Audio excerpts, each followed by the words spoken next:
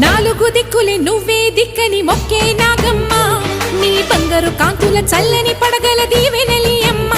అమ్మా నాలుగు దిక్కులే నువ్వే దిక్కని మొక్కే నాగమ్మ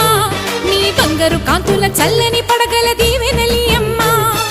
నమ్మిన వారికి నాగుల జాతికి అమ్మవు నీవమ్మ పసుపు కుంకుమ పడతుల కొసగే దేవత నీవమ్మ మా ఐదవతనమునకు అభయమునిచ్చి అండగా ఉండమ్మా